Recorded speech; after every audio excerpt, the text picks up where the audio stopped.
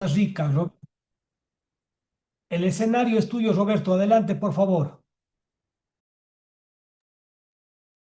Bueno, sí, muchas gracias, Javier. Buenos días, buenas tardes a todos. De verdad que un gusto estar un día más acá en este espacio de conocimiento. Hoy tenemos la agradable visita de un expositor, eh, una persona con muchísima experiencia en los temas de transformación y salud digital. Me permito presentar al doctor Alexei Carrillo Villegas. El doctor Villegas es además de médico, es un experto efectivamente en salud digital, en temas de IA aplicada a la gestión sanitaria. Y el doctor, dentro de todas las distintas ángulos de la salud digital, porque aquí hablar del doctor y su extenso currículum, pasamos mucho de la sesión. Es importante indicar que aquí también el doctor es ex viceministro de Salud de la República de Costa Rica y más allá de ser un ex viceministro de Salud, fue el que puso las primeras semillas de la transformación digital país. ¿Verdad? Y hoy el doctor Carrillo, además de todo esto, es el coordinador, asesor coordinador de los temas de transformación e inteligencia digital en la Caja Costarricense de Seguro Social. Entonces diría yo que tenemos un invitado de lujo, como él mismo ha dicho muchas veces, él no está evangelizando la inteligencia artificial, todo lo contrario, lo que él viene haciendo es justamente ejecutando las tareas de transformación digital y salud digital en el país. Entonces, tenemos un gran experto hoy que nos va a compartir su conocimiento y para mí de verdad es un gusto, un placer presentar al doctor Carrillo. Adelante, doctor. Buenos días y perdón, el doctor es de la primera generación de RISAT, eso es importante también recalcarlo y ahí estamos jalándolo de vuelta, ese vasto conocimiento. Adelante, doctor, bienvenido. No, Roberto, muchísimas gracias por tu presentación. Gracias a Rizat más bien por la invitación y me siento feliz de estar por acá de vuelta. Efectivamente, soy de la primera generación, de aquel grupillo que estábamos pues pensando en hacer cosas diferentes y empezamos a hacerlo y me alegra muchísimo el crecimiento que ha tenido la red. No me alejé por gusto, eh, me alejé por cosas laborales en su momento, pero espero pues de estar de vuelta pronto con ustedes, compañeros. Me alegra de verdad muchísimo ver el crecimiento que ha tenido la red. Y de Roberto, de verdad, yo sé que muchas de las palabras que dices es por el sentimiento de amistad que tenemos. Roberto es una persona que yo admiro muchísimo también, al igual que todos los que estamos por acá. Los admiro mucho, sé el esfuerzo que han hecho para evangelizar en estos temas de salud digital y bueno. Hoy estoy por acá como invitado y espero pues aportar un poco en ese gran proceso que hemos emprendido muchísimo eh, al respecto de la salud digital. Voy a permitirme compartir pantalla entonces para iniciar la presentación.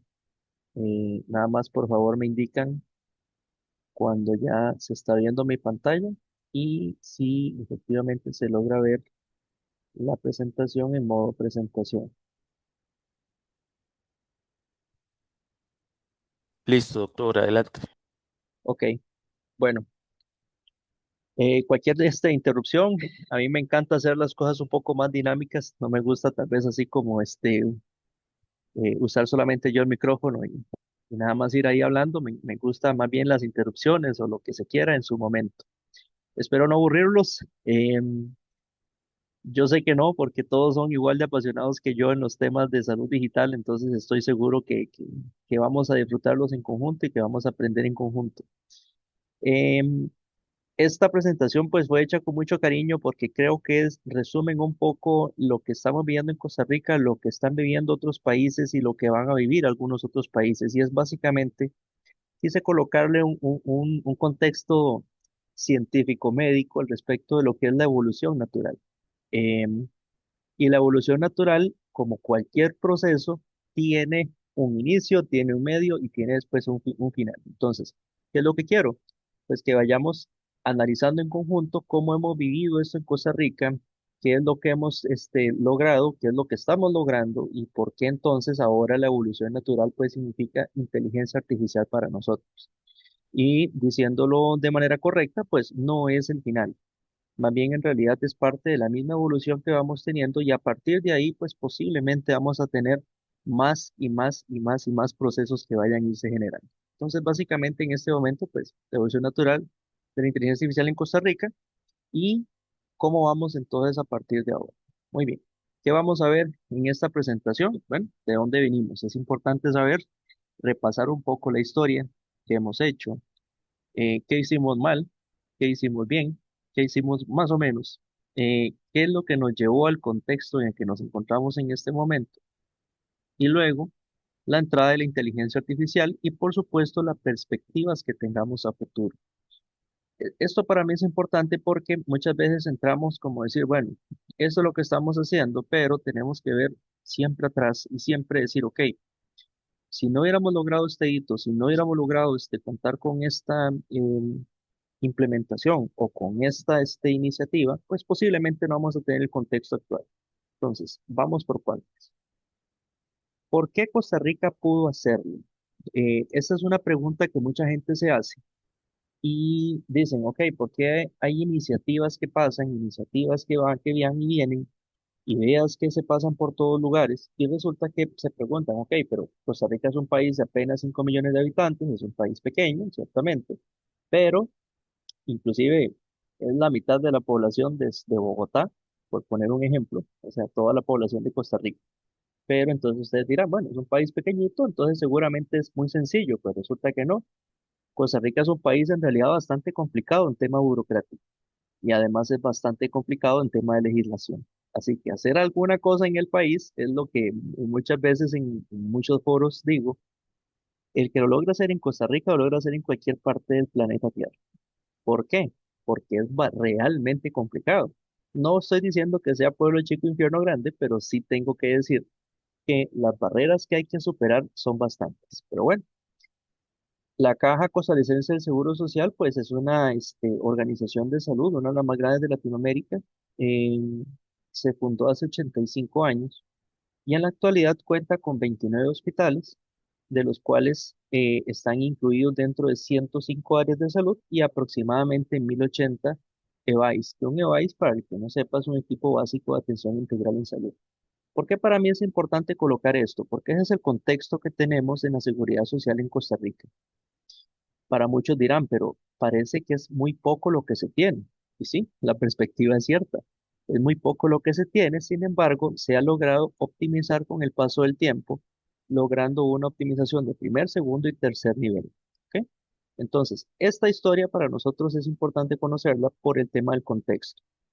Saber que Costa Rica en realidad, a pesar de que es un país pequeño, 51.100 kilómetros cuadrados, pues tenemos igualmente una red bastante grande de primer nivel de atención y es lo que nos ha permitido llegar un poco más fácilmente a las diferentes áreas.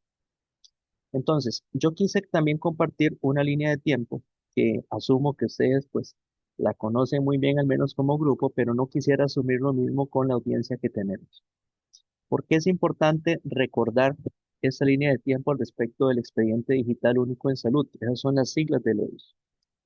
Entonces, por acá pues quise poner solamente 8 años de evolución, sin embargo, esos 8 años no este, ejemplifican en este momento lo que tenemos en la actualidad. Eso es algo que les voy a comentar ahorita, pero sí quiero explicarles que desde el 2010 se impulsó tener en el país una historia clínica electrónica única. Y cuando hablamos de único, no quiere decir que sea el mismo software en todos los lugares. No, lo que queremos decir es que esa historia esté disponible para todas las personas dentro de la seguridad social, dentro de este software. Eso es muy diferente a decir, bueno, utilizo la misma herramienta, pero no tengo en realidad los datos disponibles para atender a las personas. En ese momento, entonces, en el 2012, ya después, después de que se crea esta iniciativa allá en el Caribe, pues vamos al 2012, donde ya la sala cuarta, que es nuestra sala constitucional, nos indica que el expediente digital único en salud debe de estar en todo el país. Y es así como en el 2013 nace la ley 9162, la ley que crea el expediente digital y que le indica a la caja que tiene 5 años de tiempo para aplicarlo en toda la institución. Ya casi les voy a dar unos datos importantes adicionales sobre la caja para que también entendamos el impacto que tuvo esta ley. En el 2015 no es que inicia, digamos, la implementación. De hecho, en el 2015 ya en el primer nivel de atención contábamos con, en la mayoría de los lugares, con al menos algunos de los aplicativos del expediente digital único en salud. Y en septiembre del año 2018 se finaliza en los tres niveles de atención la implantación del expediente digital. ¿Eso qué significó? Que no solamente desde los EVAIS, sino hasta el hospital de mayor complejidad ya contaba con el expediente digital para poder utilizar los datos, ingresar los datos y además conocer la información completa de cada uno de los usuarios. Muy bien, entonces, ¿qué estamos al día de hoy? Bueno, la cobertura de salud que tiene Costa Rica en el país es de aproximadamente el 85% a 90% de la población. Eso no quiere decir que en Costa Rica solamente exista la caja. La caja es la más famosa, pues sí. Sin embargo, es necesario decir que nuestro sector privado es bastante fuerte también. En este momento, el 99% de las atenciones que brinda la institución al año se brindan a través del expediente digital único en salud. Y ustedes dirán, ¿y ese único por ciento qué pasa? Bueno, todavía hay camino que tenemos que recorrer y todavía hay temas de digitalización que tenemos que superar. Sin embargo, ese 99% es un número muy, muy, muy alto, para nada despreciable, y que además es un modelo que se utiliza como ejemplo para algunas otras latitudes.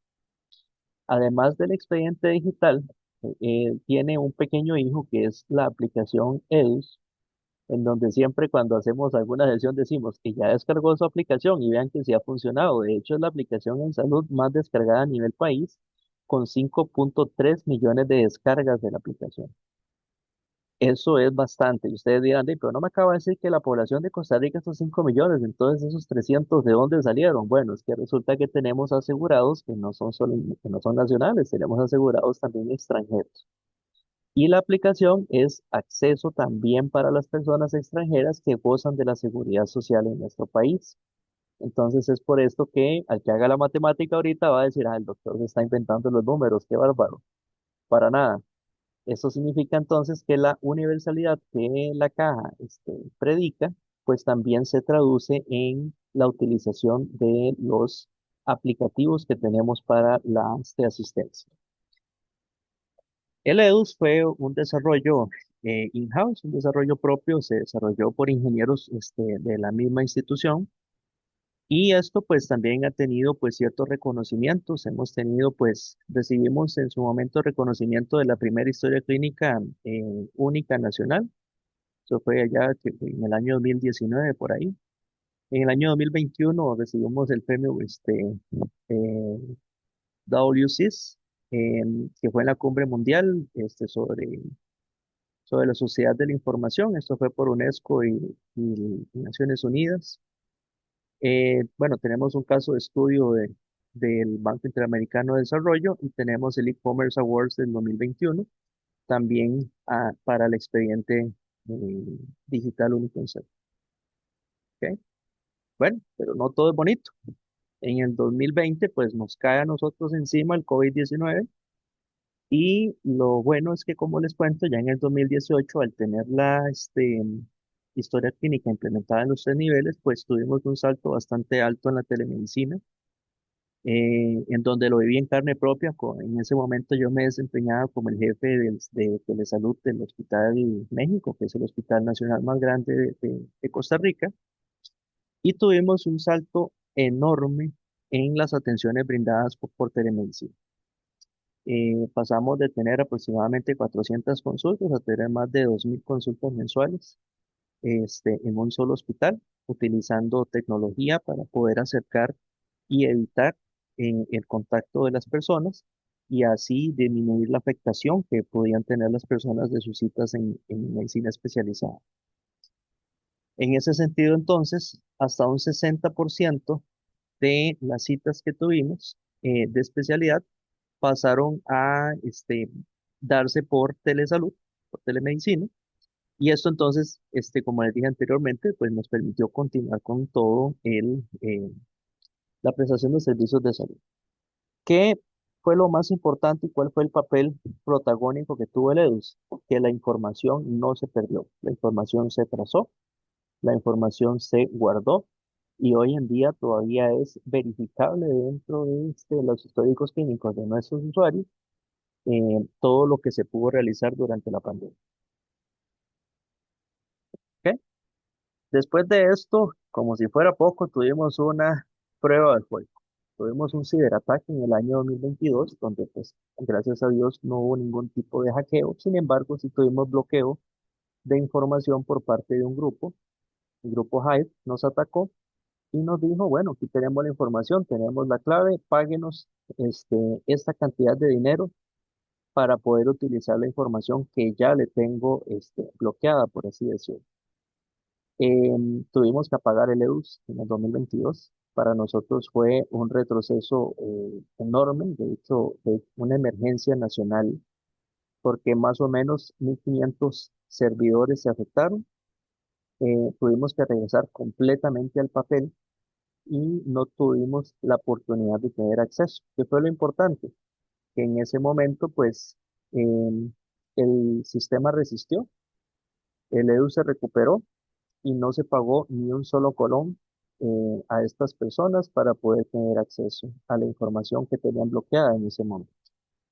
Eso quiere decir entonces que a pesar de que apenas terminamos en el 2018, pues continuamos adelante. Veo que Cindy tiene la mano levantada adelante.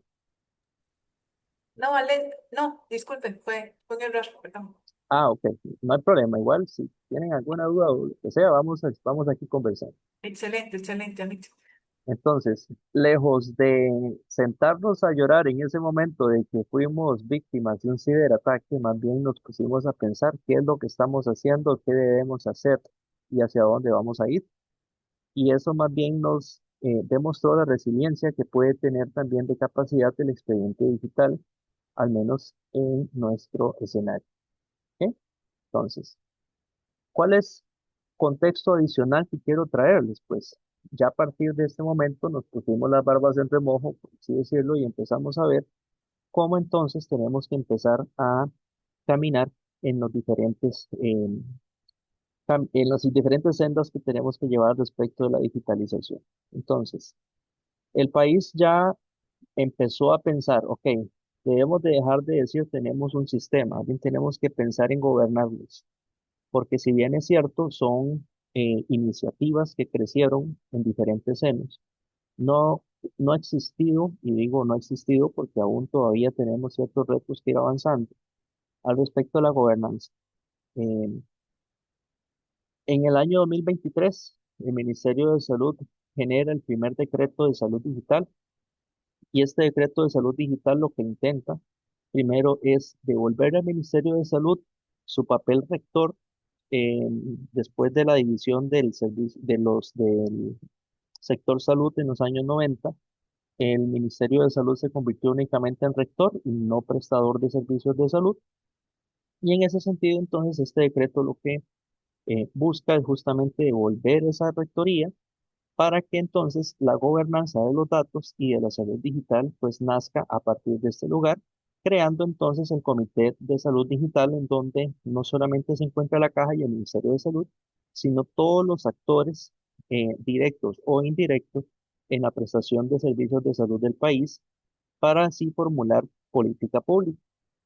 También se crearon diferentes esfuerzos para el tema de infraestructura e interoperabilidad, en donde entonces empezaron a crearse las primeras guías de interoperabilidad basadas en HL7 Fire para conectar CSS, bueno, la caja con el INSI, con otras instituciones. Algo no menos importante es que también se propicia la alfabetización y la gestión del cambio.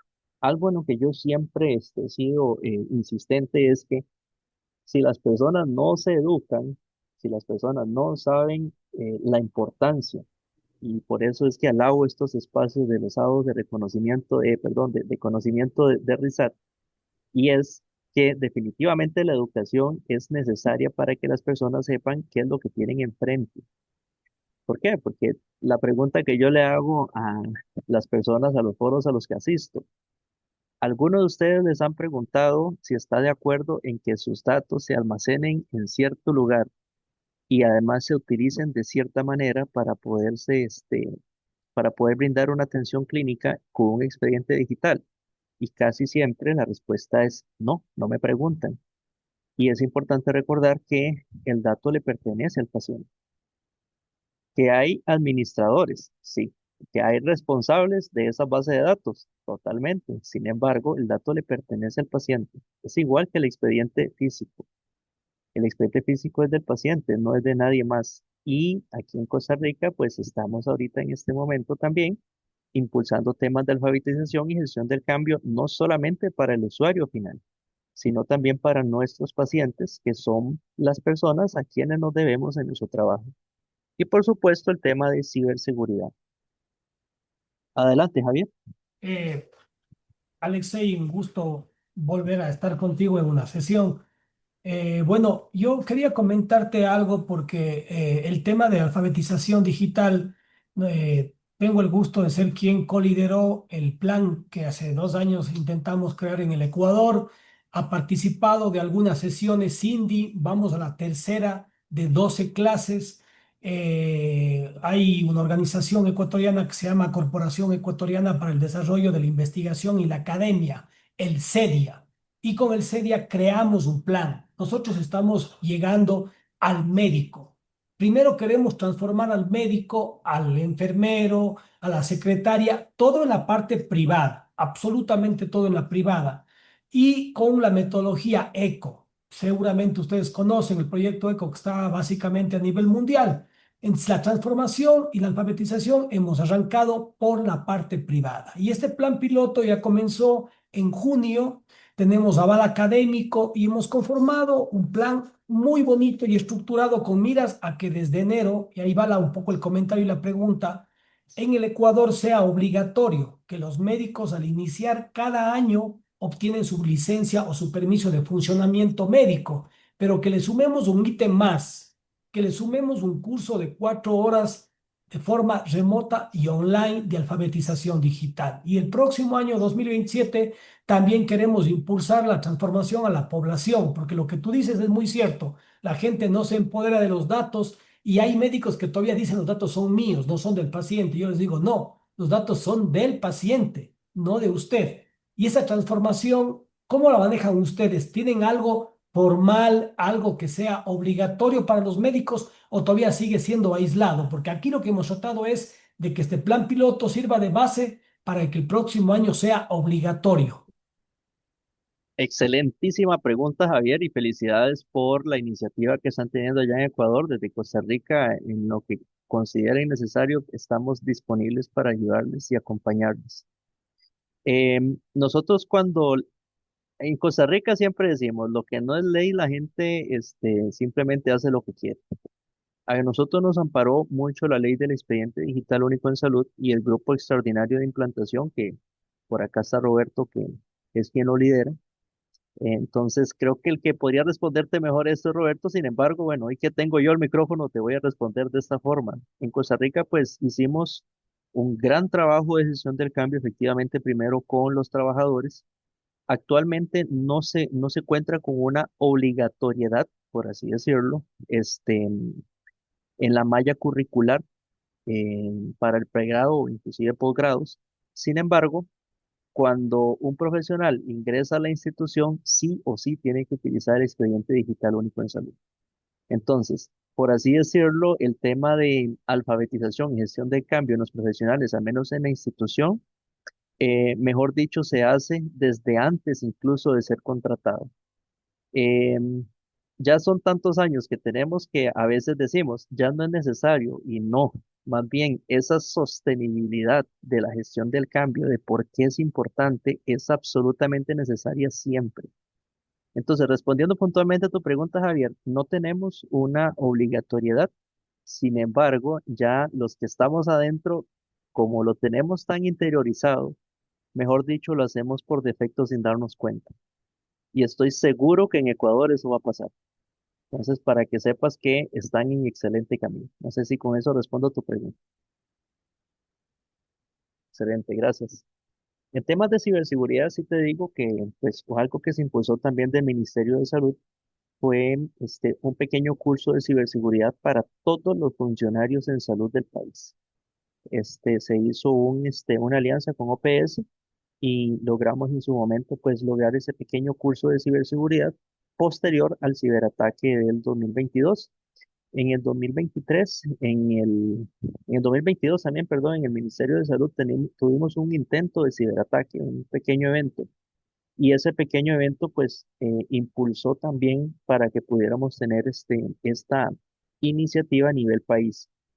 Entiendo, insisto, Costa Rica pues es un país pequeño y pareciera sencillo hacer estas cosas, pero las barreras que hay que eh, avanzar o adelantar o superar son bastante grandes y estoy seguro que mucho país de Iberoamérica pues tiene esta situación. Entonces, por eso insisto en que los que pasamos quizá por alguna senda, por ahí no tan clara, y que ya tal vez tuvimos esa experiencia, podemos compartirla con los demás sin ningún problema. A ver, entonces, por acá. Muy bien. Entonces, como les dije anteriormente, Costa Rica no es solamente la caja, el sector salud. El sector salud es bastante grande. De hecho, tenemos una aseguradora nacional, que es la aseguradora más grande en este momento, que es el Instituto Nacional de Seguros.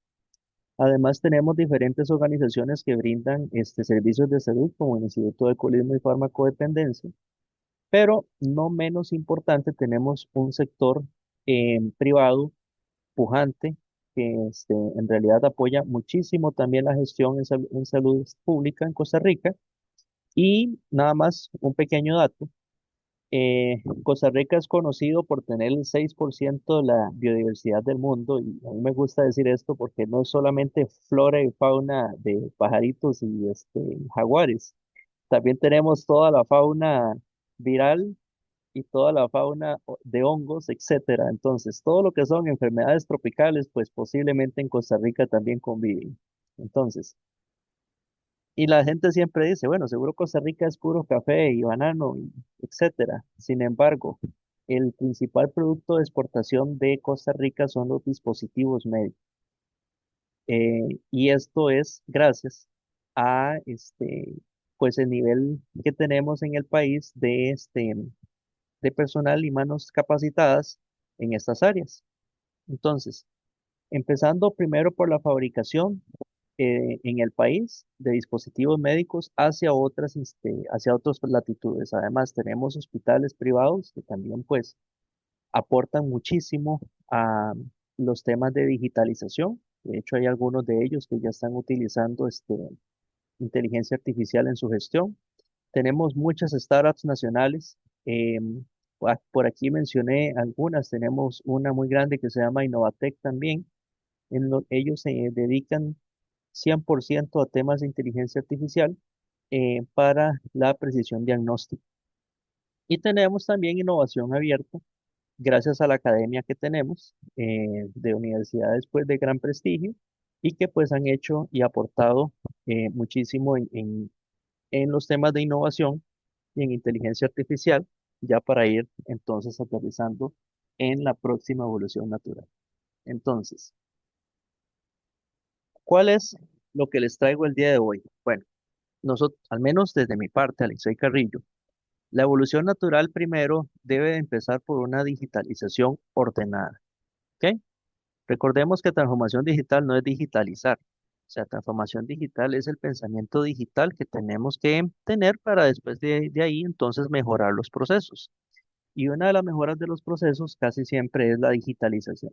Entonces, ya tenemos pues 15 años de estar construyendo con EDUS y el EDUS es una herramienta viva. Es un aplicativo que no deja de crecer, no deja de cambiar. Todos los días tenemos pues diferentes formas en las que vamos digitalizando procesos y en los procesos ya digitalizados revisamos cómo optimizarlos.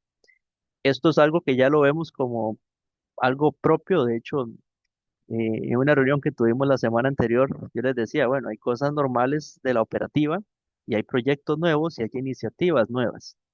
Lo que es normal del proceso es el crecimiento constante y la mejora continua. Eso ya no debe de ser un proyecto, eso debe de ser más bien lo normal que pasa en todo proyecto. En el momento en que ya superamos la parte de la digitalización, ya en el país empezamos a acumular. Cuando acumulamos base de datos, yo hago la analogía de cuando empiezo a ahorrar en una cuenta bancaria. Empiezo a tener, a crecer y crecer y crecer y crecer mi dinero, pero llega un punto en que solamente crecer no es suficiente. Ahora, ¿qué voy a hacer con todo esto que ya crecí, que ya logré, hacer una montaña de datos? Y es el momento en el que nos encontrábamos hasta hace un tiempo. Ok, ya acumulamos suficiente experiencia. Ok, ahora tenemos que utilizar ese dato, conocer también cómo se encuentra ese dato estructurado, conocer si eventualmente hay necesidad de hacer algún tipo de limpieza y mejorarlo. Y ahora sí, entonces utilizar estos datos para la gestión, para predicción o inclusive para toma de decisiones. Y ese es el momento en que nos encontramos. Para mí, este es la evolución natural de lo que debería de tener un sistema de salud digitalizado con un ecosistema de salud interoperable. Entonces, aquí les traigo algunos casos de lo que estamos haciendo actualmente en inteligencia artificial en el país. Para algunos, y es interesante también esta parte que les voy a comentar, porque al menos cuando hablamos de salud digital y yo le pregunto, por ejemplo, a los alumnos de pregrado, ustedes me pueden dar un ejemplo de salud digital y se quedan pensando y pensando y pensando, y cuando les digo, bueno, un reloj inteligente es salud digital, un expediente digital. Y cuando les digo expediente digital, abren los ojos y abren la boca y dicen, pero eso no es salud digital. Y yo, es que ustedes lo dan por sentado. Pero al dar por sentado algo no quiere decir que no lo sea. Entonces, ¿qué quiero decir con esto? Bueno, en este momento, uno de los principales problemas que tiene Costa Rica, y me atrevo a decir que la mayoría de los sistemas de salud de los países en desarrollo, es la gestión de las listas de espera. ¿Y cuál es el problema de la gestión de las listas de espera y tiempos de espera? El principal problema es la depuración. ¿Por qué depuración? Porque tenemos una lista sucia. Y decir que la lista está sucia no es decir nada malo. Es algo que pasa normalmente. Entonces, ¿cuál fue la primera experiencia que tal vez para los ingenieros dicen, "Ve, pero es que eso no es inteligencia artificial, por Dios, o sea, aquí lo que están haciendo es un cruce de información"? Sí, pero en el momento en que se automatiza y que te da un algoritmo y un árbol de decisiones, en ese sentido ya estamos hablando de inteligencia artificial. En Costa Rica entonces logramos tener un sistema que cruza los datos del EDUS con el registro civil para entonces, en el momento en que una persona fallece y se encuentra en algún tipo de lista de espera, poder entonces hacer esa depuración de manera automática. Esto lo estamos haciendo desde el año 2023 y actualmente pues tenemos este, aproximadamente 367.000 casos resueltos, ¿ok? Y 136.000 depurados. ¿Qué es lo importante con esto? Recordar que la inteligencia artificial no sustituye a nadie. La inteligencia artificial es una herramienta que nos ayuda a optimizar procesos y a optimizar cosas. Entonces, en un foro que fui hace poco, donde estaban estudiantes que iban a ingresar a posgrados, pues la primera pregunta es, ¿y cuál va a ser el posgrado que se va a sustituir de primero con la inteligencia artificial? La respuesta es ninguno. Al que sí van a sustituir a esa profesional que no utilice la inteligencia artificial. Esa es la respuesta correcta. Entonces, ¿por qué digo esto en este momento? Porque efectivamente, aunque el sistema nos diga, este caso hay que depurarlo, siempre depende también de la validación humana, al menos en este momento, para entonces determinar si efectivamente la persona debe o no sacarse de acá. ¿Qué es lo que hacemos? Pues hacer algo más automatizado para mejorar los tiempos. En este momento tenemos escenarios bastante bonitos y creo que esta fecha quedó súper bien porque bueno, esta semana ya salió Cleo. Cleo es el asistente virtual diseñado específicamente para la depuración de listas de espera. ¿Y qué es lo que hace Cleo? Cleo contacta a las personas y les pregunta su estado de salud. Anteriormente, perdón, lo estábamos haciendo de manera telefónica, llamando uno por uno. Sin embargo, viendo la lista de espera que tenemos actualmente, que es bastante grande, nos tomaría casi 3 años si la lista no creciera en este momento, teniendo un grupo de personas llamando en tiempo ordinario. Cleo todo esto lo puede hacer en días. Entonces, iniciamos un piloto en donde se están contactando, la meta es contactar 100.000 pacientes, pero en 2 días ya contactamos 2.000 personas. ¿Y esto qué es lo que nos permite? Entonces poder conocer primero si la persona es contactable, después de esto si la persona ya fue resuelta y después de esto si la persona aún desea ser atendida. Y así con esto entonces podemos empezar a depurar esa lista. Otras cosas importantes que hemos estado haciendo, el primero, bueno, aquí lo coloqué con el primero, riesgo cardiovascular. Ya en este momento tenemos otro asistente que se llama AIDA y AIDA está dentro de EDUS y nos permite entonces, por ejemplo, ahorita hacer el cálculo de riesgo cardiovascular de manera automática con el paciente que tengo al frente. Pero eso no es todo. Estamos trabajando en un modelo predictivo también de síndrome coronario agudo, que tal vez muchos pensarán, pero hace lo mismo. Podríamos pensar que las variables que se utilizan son similares. Sin embargo, es importante reconocer que el modelo predictivo de síndrome coronario agudo lo que realiza es una validación previa a la atención. ¿Qué quiero decir? No necesito tener a la persona al frente para poder saber cuál es el riesgo cardiovascular que puede tener una población. Entonces nosotros ahora, de manera proactiva, estaremos contactando a las personas que tengan algún riesgo de padecer un infarto y no en 10 años, en el momento en el que lo tengamos, inclusive de frente, y decir, ok, esta persona tiene un riesgo altísimo de padecerlo, inclusive en meses. Y esto entonces nos va a llevar a lo que realmente es promoción y prevención de la salud. Igualmente lo estamos haciendo con la diabetes tipo 2. Ya superamos el piloto y ya ahorita les voy a hablar del tema de piloto, de modelo predictivo de diabetes en donde entonces con diferentes variables podemos determinar cuál es el grado de posibilidad de que una persona pueda padecer diabetes en el corto o mediano plazo. Esto entonces también nos permite tomar acciones de manera preventiva. AIDA con el riesgo cardiovascular y el monitoreo de diabetes lo estamos piloteando en 15 áreas de salud de las 28 que les comenté anteriormente. Y esto nos va entonces a permitir, de las 105, perdón, que les comenté anteriormente, y esto nos va a permitir ir avanzando en la adopción de modelos eh, predictivos y de utilización de inteligencia artificial para la asistencia de la decisión clínica. ¿Ok? Pero sí, como les dije anteriormente, pues hay que ser honestos. Todavía estamos explorando cosas, ¿ok? Explorar algoritmos ahorita en este momento para, por ejemplo, utilizando inteligencia artificial y algunas cámaras térmicas, pues poder determinar si tenemos alguna situación de sospecha por malignidad en alguna de las mamas, incluso antes de realizar la mamografía. El otro que tenemos también es justamente hacer un screening, perdón, screening no, un triage temprano para priorizar las imágenes mamográficas que puedan tener alguna lesión sospechosa de cáncer y estas pasar de primero para ser analizadas por el radiólogo. ¿Qué está pasando actualmente? La mujer llega, se hace la mamografía, pero entra a una lista normal en donde si es una mujer que es la número 1000 y la número 1000 es la que tiene la lesión, tiene que esperarse a que se reporten las primeras 999. ¿Qué queremos hacer nosotros? Que esa última mujer que estuvo por ahí tenga la posibilidad de ser reportada primero para poder lograr una detección lo más temprana posible.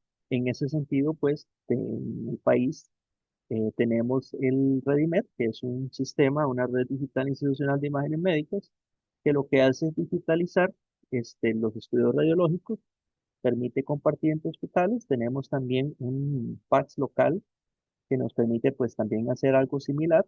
La diferencia es que esto al estar en nube pues nos permite correr diferentes algoritmos para poder hacer esta identificación. nosotros lo que hacemos siempre antes de iniciar cualquier despliegue de inteligencia artificial es realizar un piloto. Estos pilotos a nosotros nos permiten conocer el comportamiento, también la aceptación que tenga la población, la aceptación que tengan los profesionales que están trabajando con nosotros y a partir de ahí entonces generar el desarrollo necesario o despliegue necesario. Como les decía al principio, no todo es caja, no todo es sector privado, pues también tenemos la academia que definitivamente nos acompaña muchísimo. En este caso, pues les quise traer dos. Tenemos varias iniciativas en la academia, pues de mamografías del Tecnológico de Costa Rica, en donde efectivamente pues lo que se busca es un tema de priorización y son temas que ya se han incluso publicados en algunas revistas indexadas, como por ejemplo también el uso de rayos X convencional de tórax para el diagnóstico de COVID, que también fue publicado. Y por otro lado tenemos en la Universidad de Costa Rica, tenemos el PRISLAB, que es dirigido por doctor Siles, y pues esto lo que busca más bien son temas de histopatología para poder hacer la cuantificación, ahorita en este caso en temas de cáncer gástrico. Cáncer gástrico es uno de los principales cánceres que afectan a la población costarricense. Y lo interesante con esto es que la inteligencia artificial pues demostró em, tener mejor, inclusive, percepción al respecto de la malignidad en células que se puede ver en cortes histológicos al respecto de cáncer gástrico. Lo bueno es que esto, pues, y digo lo bueno, Costa Rica no ha logrado esto solo. De hecho, no existe un país en el mundo que haya logrado hacer nada de estas cosas solo. Costa Rica, pues, ha tenido acompañamiento del BID, por ejemplo, ha tenido acompañamiento del Banco Mundial, perdón, en conjunto con EPS, hemos trabajado con UNESCO. En el año 2025 trabajamos con el Fondo de las Poblaciones de Naciones Unidas y en donde mejoramos también el acceso a mujeres para poderse realizar el tamizaje de BPH en diferentes áreas, también apoyados con inteligencia artificial. Entonces, ¿qué es lo que tenemos actualmente? Ya para ir culminando pues mi presentación y pues ya pasemos a la parte más bonita que son las preguntas. Actualmente pues estamos haciendo depuración de listas de esperas con cifras verificables y con validación humana. ¿Ok? Emergentemente estamos ya utilizando inteligencia artificial para modelos predictivos, para poder diagnosticar de manera temprana, para poder priorizar riesgos y además poder utilizar de manera óptima lo que tenemos actualmente. ¿Y qué vacíos? Porque no todo es, no todo es belleza. Pues necesitamos una validación clínica local.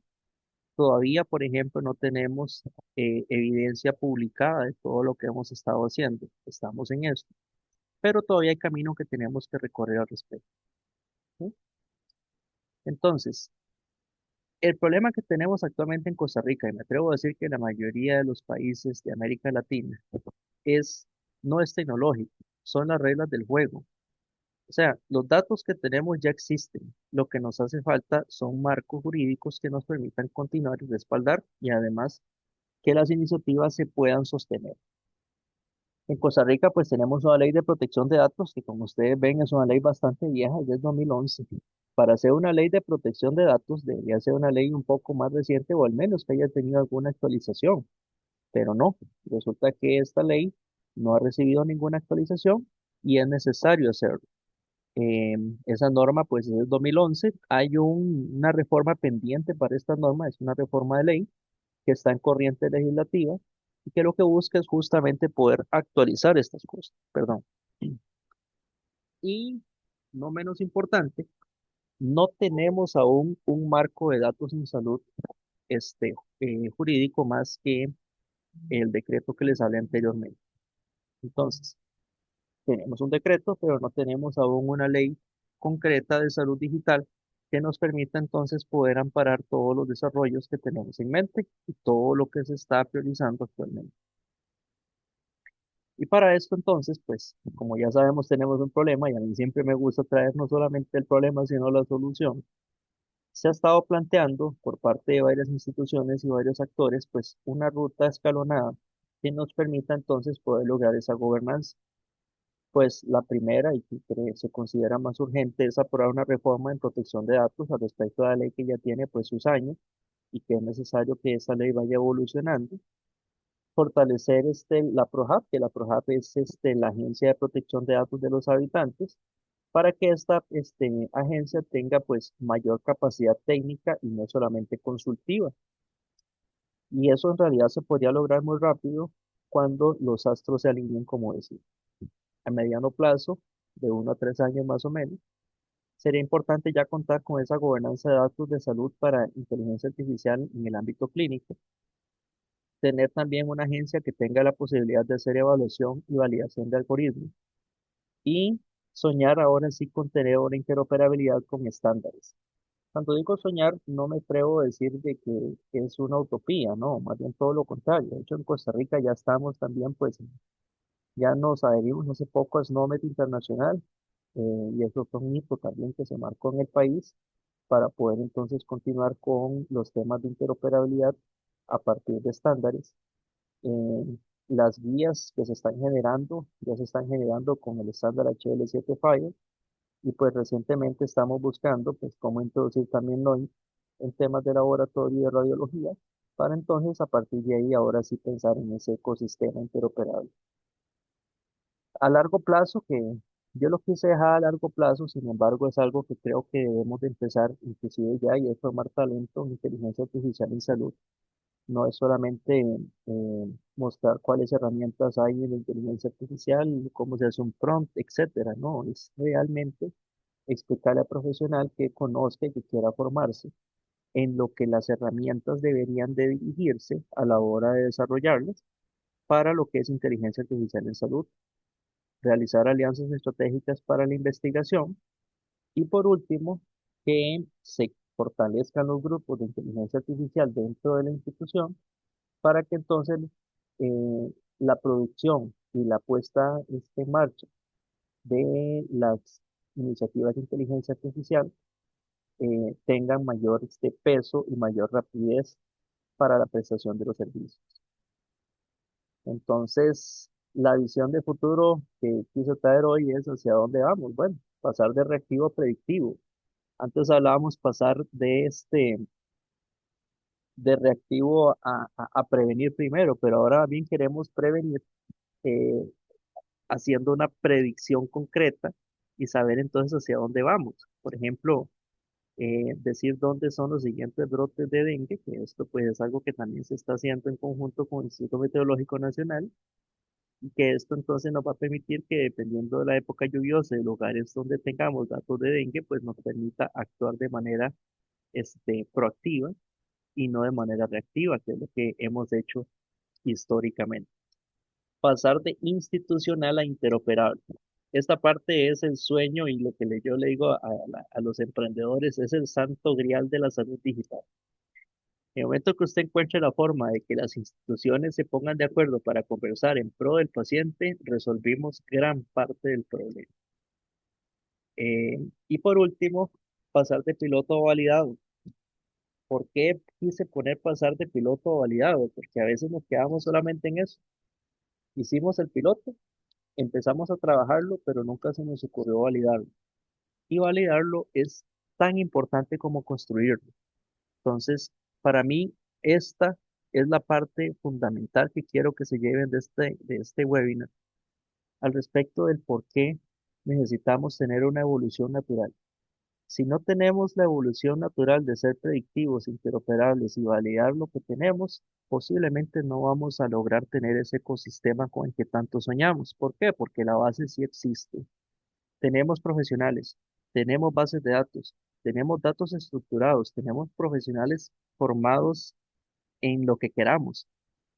El reto es gobernar todo esto y que esto no se nos salga de las manos de la ética para que la evolución siga siendo natural, porque si no, la evolución va a dejar de ser natural y va a pasar lo que ha pasado en otros países donde se politizan las cosas.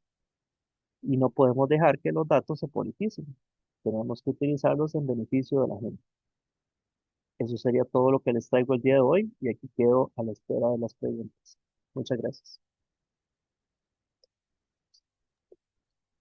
Muchas gracias, doctor.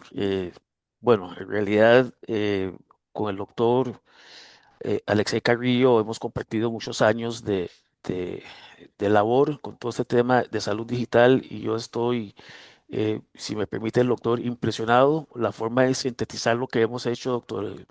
Las veces que estamos en la caja, in the box, muchas veces no vemos todas las cosas que están pasando alrededor, y en realidad de mucho orgullo. Tal vez nada más resumir antes de las consultas de los compañeros.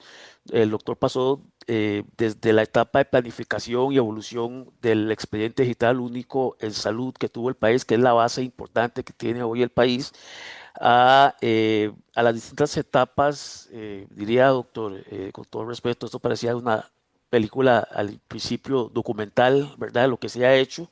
Después pasó por el terror que tuvimos con el ciberataque en el año 2022, donde tuvimos que apagar todos los sistemas de información del país. No fue solo la caja, el Ministerio de Hacienda, municipalidades, fue un ataque masivo a todo el país en ese momento.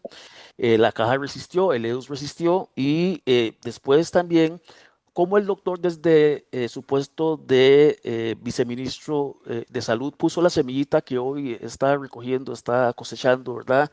Con la definición de políticas nacionales, como la Estrategia Nacional de Salud Digital, que fue una hoja de ruta que parecía fantasiosa en principio, ¿verdad? Pero que ha avanzado.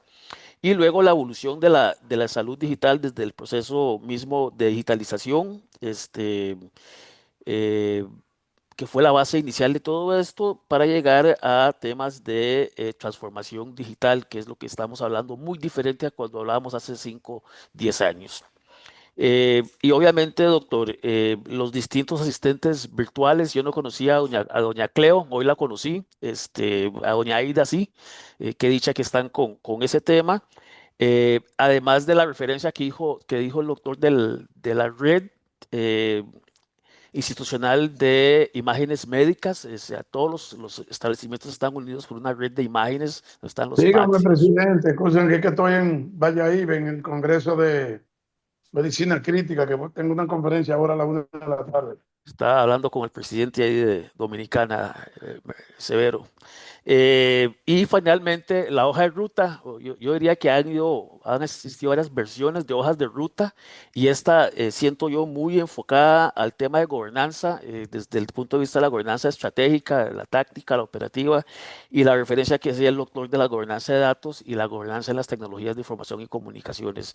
De verdad, doctor, muy amplio, muy claro y muy sintetizado lo que ha venido haciendo el país en salud digital. Ahora darle la palabra a los compañeros, al doctor Edgar Arenas desde Venezuela. Adelante, doctor. Ok, muy buenos días a todos.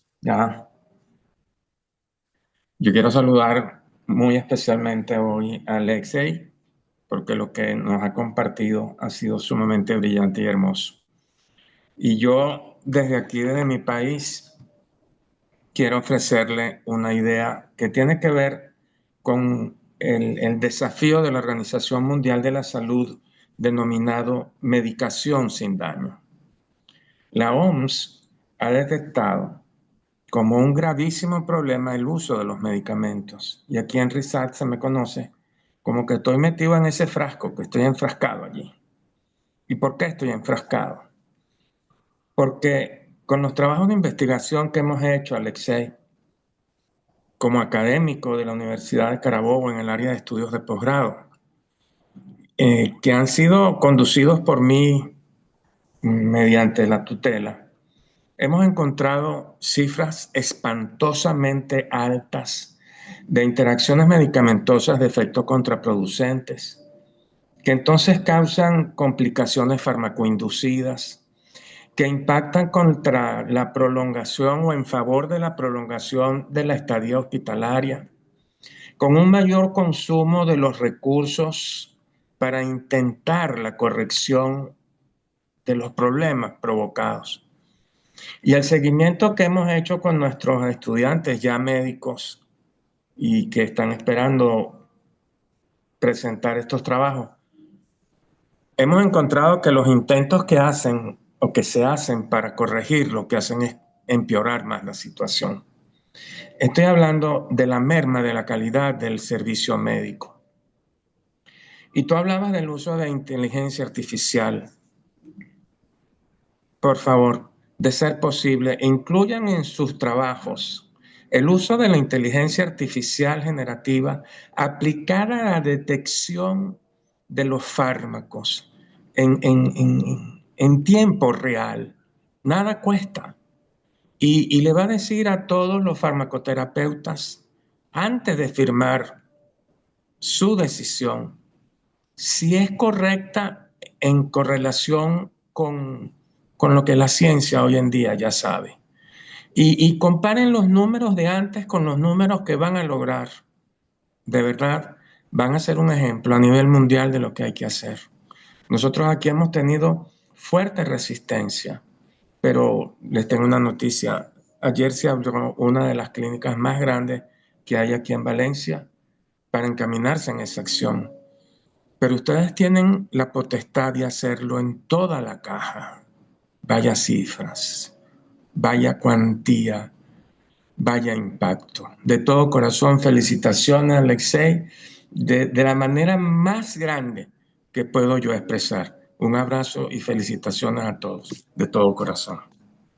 Gracias, Robert. Muchas gracias, don Edgar, de verdad, para nosotros, pues, de verdad es un honor recibir este tipo de comentarios.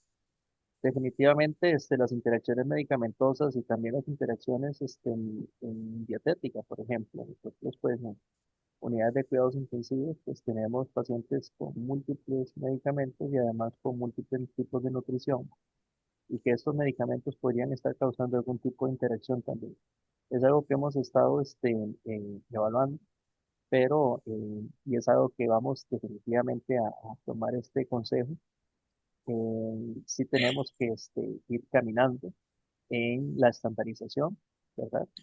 Y además la estabilidad del dato, para poder entonces ahora sí pensar en ir avanzando en ese tema. Pero muchísimas gracias, Edgar, por el comentario y aquí seguimos en contacto.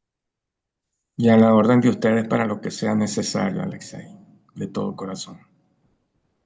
Muchas gracias, doctor Arenas, y reiterar nuestro apoyo incondicional a la situación que todavía están saliendo allá en Venezuela. Mucho Ok, gusto saludar al doctor. Vamos con el señor presidente de la RISAD, don Javier Orellana. gracias, Roberto. En honor al tiempo voy a ser muy puntual. Primero, Alexei, hermano, bienvenido a casa una vez más. Tienes que vincularte a la RISAD. Dos, sinceras felicitaciones a todo el equipo técnico de Costa Rica, porque esto es un trabajo en conjunto de diferentes instituciones. A mí me llamó mucho la atención algo que pusiste al final y que es una realidad. Debemos pasar de reactivo a predictivo. Debemos dejar al lado el tema político. Les voy a poner un ejemplo puntual y real. Ecuador limita con Costa Rica y muy poca gente sabe eso. Por la isla de Cocos de Costa Rica y el archipiélago de Galápagos de Darwin, sí, de la teoría de Carlos Darwin, en el Ecuador. Los que no saben, traer un paciente en una ambulancia aérea vale $35,000 al Ecuador. Sería más fácil llevar ese paciente crítico a Costa Rica y que podamos tener esta atención mucho más económica, porque $35,000 no tiene toda la persona de contado. Entonces, esas son las sinergias que debemos encontrar en Latinoamérica y hacerla más fácil, más comprensible. Yo creo que la interoperabilidad está bien, pero son temas que nos tienen de firmas o entre políticos que nos tienen en unas brechas gigantescas cuando no es tan complejo, cuando no es tan difícil. Por eso yo quería hacer ese comentario y decirles cómo estamos acá, con un archipiélago donde no hay hospitales, donde sería más fácil construir un hospital de primera, hacer convenios con Costa Rica o llevar médicos, porque traer un paciente, repito, ronda entre los $35,000 a $40,000, solo traerlo. Sí, para que tengan una idea, estimados amigos de Latinoamérica. Finalmente, gracias Alexei, reitero las felicitaciones. Pongo la cuenta de Instagram para que nos sigan. El siguiente invitado es en 15 días de Guatemala. Ese era mi comentario. Muchas gracias una vez más. Continuemos, Roberto. Gracias, Javier. Ahora, vamos un poquito al norte del mundo, ¿verdad? El doctor Igor Moore desde Estados Unidos. Buenos días, doctor. Adelante. Buenos días, Bob. Buenos días, Alexei. Gracias por tu brillante posición. Y me hiciste reflexionar mucho, porque caminar esta senda de la salud digital ha sido una senda llena de muchos obstáculos y sobre todo de un terreno arenoso y movedizo. Y quien mueve ese terreno es la gobernanza. En este momento te voy a hablar como miembro de la Sociedad Interamericana de Cardiología. Yo soy en este momento, y mi esposa, pues, que es la que está haciendo la gestión y yo la acompaño, directores del Consejo Americano de Cardiología Tropical. Cuando uno habla de trópico, piensas en enfermedades infecciosas de los trópicos, pero resulta que en los trópicos viven la mayor parte de las personas desasistidas desde el punto de vista asistencial, inclusive muchos de ellos en territorios muy apartados. Pero en esos trópicos no solamente hay infecciones, hay infartos, hay hipertensión, hay diabetes, hay muertes por corazón, muertes por cáncer. Y dentro de la SIAC y sobre todo en el Consejo de Cardiología Tropical, queremos ir caminando y queremos avanzar un poquito más en este mundo de la salud digital. Y yo quería explorar cómo podríamos explorar tres organizaciones como es la Sociedad Interamericana de Cardiología, RISAT, y ustedes allá en la caja que incluimos en ese grupo a Bob de Costa Rica, a ver qué tipo de alianzas podemos hacer para unirnos en cuatro puntos nodales que yo veo que son los más importantes. Primero es la asistencia al paciente con factores de riesgo cardíaco y la asistencia precoz durante un infarto o un ictus, que no puede llegar al hospital ni puede llegar a los centros de salud. Segundo, cómo utilizar este tipo de aplicaciones que hay tantas en el mercado, pero sería interesante cómo aglutinarlos en un solo espacio y que ese espacio sea lo más económico y barato posible, porque es posible también integrarlo. El tercer punto es la educación digital, que no solamente es a la población, es a los médicos, al personal de salud. Y educar a personas que viven en sitios remotos es a veces difícil. Entonces yo pienso que en estos tres nodos podemos conseguir una alianza estratégica entre dos sociedades o dos instituciones no gubernamentales como es RISAT y como es la CIAT, que inclusive compartimos geografía. Tanto la CIAT como RISAT comparten la misma geografía y los mismos problemas. Y teniendo el apoyo de Costa Rica, que ha sido uno de los países que más ha adelantado desde el punto de vista de gobernanza nacional, ver cómo hacemos para unirnos, abaratar costos, porque yo no puedo decir que voy a abrir una aplicación o voy a abrir una plataforma para nosotros, cuando hay aplicaciones y plataformas que ya están saliendo, están siendo utilizadas, en las cuales nosotros podemos incluirnos, inclusive el RISAC también. Entonces, mi idea no es simplemente sino llamar la atención a esa necesidad que existe y ver si a través de estos programas de educación que ha hecho RISA podemos llegar a un punto de acuerdo en el sentido de intercambiar inquietudes y abrir las posibilidades de una integración más práctica y menos soñadora.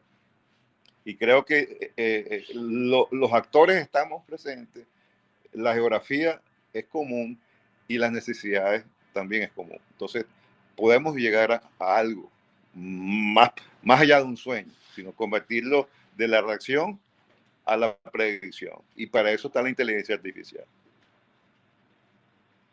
No, muchas gracias por su comentario, doctor Moore. Definitivamente, aquí en la institución estamos en la completa disposición para colaborar en lo que sea necesario. El conocimiento está, destinado a ser compartido y eso es necesario que lo podamos entender. Y la salud digital nos ha enseñado a nosotros que no es necesario, una barrera geográfica para poder hacer ese intercambio de información, ese intercambio de experiencias. Desde RISAT, pues definitivamente se puede hacer este canal y desde la institución, la Caja Costarricense de Seguro Social es una institución pública eh, que tiene una finalidad social, efectivamente. Entonces, este tipo de alianzas van a fortalecer lo que hacemos nosotros y definitivamente va a fortalecer también lo que realiza demás organizaciones en la región. Entonces, nosotros encantados de poder generar los espacios para poder seguir compartiendo. Muchas Gracias, gracias. más bien, doctor. Gracias, gracias. Seguimos un poco al norte, pero de Costa Rica está el señor Johnny Umaña desde el cantón de San Carlos, acá en el país. Adelante, Johnny. Doctor Carrillo, yo creo que escucharlo y ver esos programas es como un candy store, una tienda de dulces, viendo los avances de que se ve tan lindos y para que los que sepan a retirar lo que ha dicho el doctor Carrillo, que si usted puede hacer algo en Costa Rica es como hacer cualquier cosa, ser el Elon Musk del mundo, porque es bien difícil la burocracia que hay, pero lo han logrado y me alegro a verlo. Mis preguntas van a ser bien puntuales. ¿Cómo visualizas el ecosistema de emergencias dentro de un hospital virtual inteligente del futuro? ¿Qué papel cree que va a desempeñar, integrar en un resto del ecosistema de salud para coordinar las atenciones antes que durante y después la emergencia? Mi primera pregunta. La segunda sería, ¿cómo visualizas el ecosistema inteligente de salud alcance entre los real pacientes y profesionales de salud, hospitales, emergencias, laboratorios que ahorita tienen una dificultad de tener acceso a la información? ¿Cómo ves eso continuando y a qué paso crees que va a ser? Muchas gracias. Muchas gracias, don Johnny, por la pregunta y por el comentario. Bueno, para ir en orden, ¿cómo se visualizaría un hospital digital, hablando en temas de emergencias? Definitivamente es necesaria tener una comunicación eh, prehospitalaria. Yo tuve la oportunidad en aquellos años, hace muchísimo tiempo, de trabajar en medicina el, prehospitalaria el, el y, recibo. y definitivamente es necesario tener información certera para el uso tanto de los médicos a la llegada del servicio de emergencias, como de los médicos, paramédicos o técnicos que lleven al paciente en ese momento dentro de su ambulancia. De hecho, esto ya se vive en diferentes países, o sea, esto no es nada nuevo, esto ya se hace en Canadá, esto ya se hace en Portugal, en donde se conoce efectivamente lo que está realizando en la ambulancia, lo que trae el paciente, y esto entonces permite hacer un poco más efectivo el tema. Efectivamente, en Costa Rica el camino es tortuoso, sin embargo, no todo está perdido, o no todo es malo, por así decirlo. Ya en este momento, no, esto no es nada nuevo. El paciente tiene la posibilidad de compartir su IPS con un médico. Al poder compartir su IPS con un médico, ya el médico puede conocer parte de su histórico, entre ellos los tratamientos que está tomando, entre ellos los antecedentes que ha tenido, y creo que esta sería la puerta de acceso para que entonces podamos soñar con en algún momento tener esa capacidad de ecosistema en el momento prehospitalario al momento hospitalario. ¿Por qué digo que esta podría ser la puerta? Porque tengo que volver a insistir, el dueño del dato es el paciente. Y si nosotros seguimos pensando que el dueño del dato es el médico o el tratante, seguiremos equivocados para siempre. El paciente tiene ahora en sus manos, al menos en Costa Rica, la posibilidad de compartir esta parte de su historia clínica, para que entonces tenga esa posibilidad de recibir una atención más dirigida en el momento prehospitalario.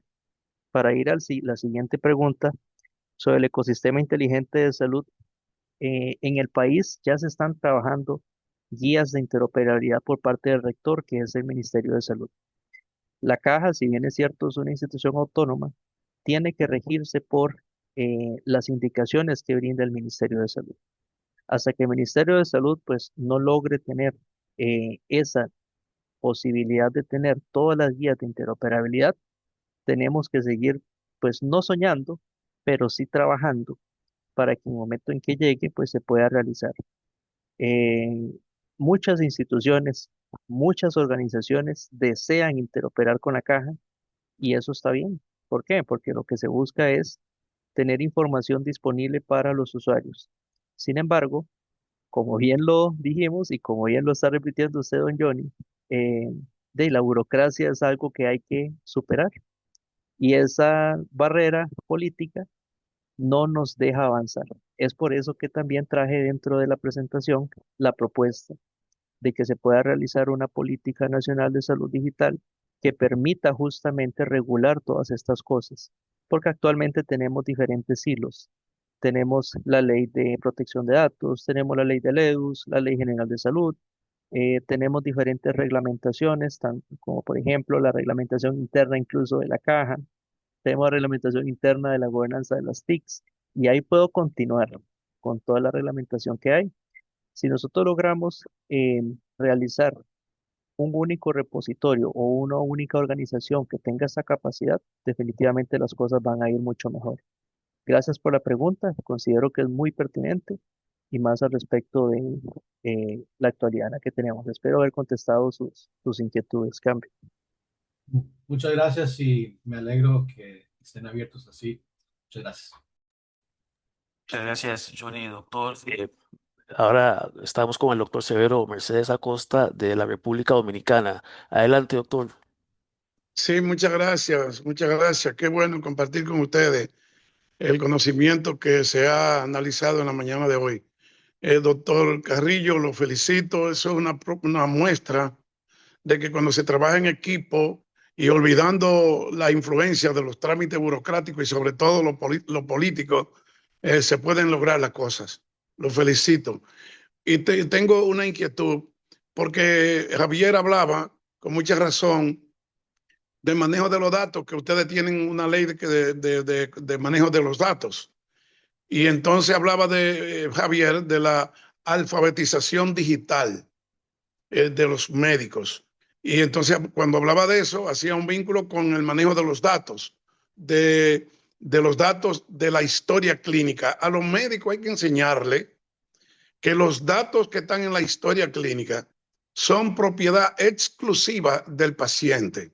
Pero también hay que enseñarle, Carrillo, que la historia clínica es propiedad de la institución y que tiene el deber ineludible e innegociable de ser su custodia.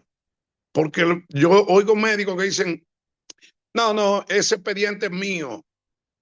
Y ahí vienen, y yo se lo digo con mi experiencia como médico y como abogado, y además le digo que a Risa, Javier, que hay que estimular las discusiones basadas en la rama del derecho que se llama derecho médico, que es el puente de entendimiento entre la medicina y el derecho, para fortalecer la relación médico-paciente e importantizar el derecho de autonomía que tiene el paciente.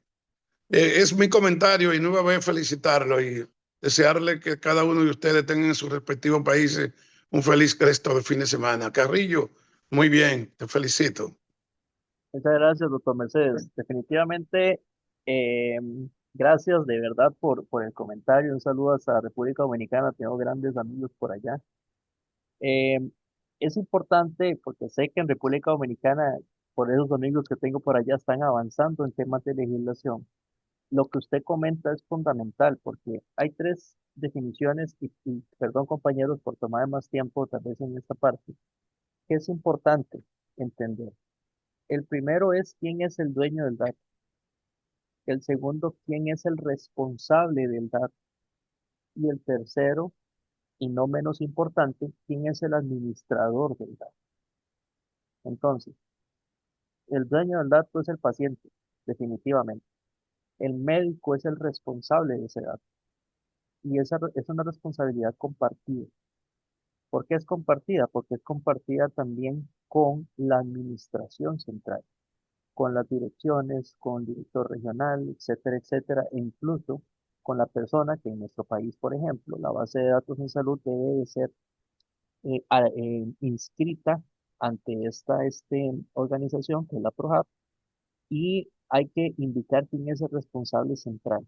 En nuestro caso, en la caja es el señor gerente médico. Él es el responsable de esa base de datos, pero deja claro que el dueño es el paciente. Y no menos importante, indico el administrador. ¿Por qué el administrador? Porque ese administrador debe de velar que los datos siempre se mantengan bajo las directrices que existen.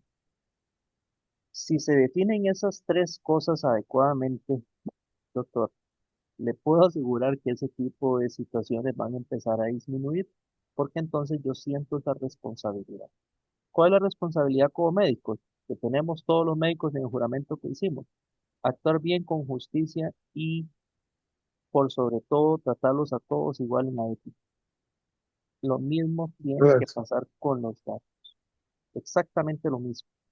Entonces, en el momento en que ponemos al paciente en el centro y sabemos que el paciente es dueño y tiene ese derecho, este otro tipo de discusiones, créame que empiezan a disminuir. No desaparecen, no van a desaparecer, doctor. Lastimosamente se lo digo, no va a desaparecer. Sin embargo, al tener esa definición, las personas tienden a entenderlo un poco mejor. Gracias por su comentario y aquí continuamos. Gracias a usted, muy bien, muchas gracias. Gracias. Vamos con la última consulta. Volvemos a Venezuela con el doctor Arenas. Adelante, doctor. Gracias, Roberto. Lo que acaba de decir Alexei es importantísimo, la diferenciación entre dueño y responsable, y voy directo a responsable. Responsable es un cognado verdadero del inglés que deriva de response y de ability. Y vamos entonces, regresemos al castellano. Es estar hábil en derecho para responder por hacer y no hacer. Entonces, uno es el dueño, que es el paciente, y el otro es el responsable de guardar, de velar, de custodiar, que si no lo hace tiene que responder médico legalmente y penalmente y administrativamente por no haber sabido conservar lo que aquel dueño le confió. Muchísimas gracias, Roberto. Bueno, más claro no puede ser para todos médicos y no médicos. Bueno, vamos cerrando esta actividad tan productiva del día de hoy, de la experiencia que tiene Costa Rica con respecto a la evolución natural, decía el doctor Carrillo, de no solo la digitalización, pero ya la verdadera transformación digital con la participación de todos. Voy a pasarle bueno, perdón, primero agradecerle al doctor Carrillo y a todos haber sacado el tiempo este sábado en la mañana para un tema tan importante y me permito pasarle el cierre a nuestro presidente Javier Orellana. Adelante, Javier. Gracias, Roberto. Espectacular. Un abrazo grande a todos los hermanos de Latinoamérica. Este espacio está para ustedes. Se pueden vincular a la RISA, nos pueden escribir. Síganos en redes sociales y en 15 días tenemos un invitado también de Centroamérica que viene de Guatemala, la RISAD. En este año y cuando comenzamos la presidencia a finales del 2025, hemos procurado invitar un expositor por cada país y lo estamos cumpliendo porque estamos por todo Iberoamérica, que era nuestro primer objetivo. Recuerden que tenemos el Congreso presencial del 4 al 6 en Santo Domingo, los esperamos y por favor no dejen de seguirnos en redes sociales. Un abrazo grande, gracias Roberto a ti por todo y Alexei una vez más, que vuelvas a tu casa. Muchas gracias. Feliz fin de Gracias, semana a todos. Hasta hasta luego. Que luego. tengan salud. Gracias, doctor Carrillo. Gracias a todos. Saludos, hasta luego. Un gusto a todos.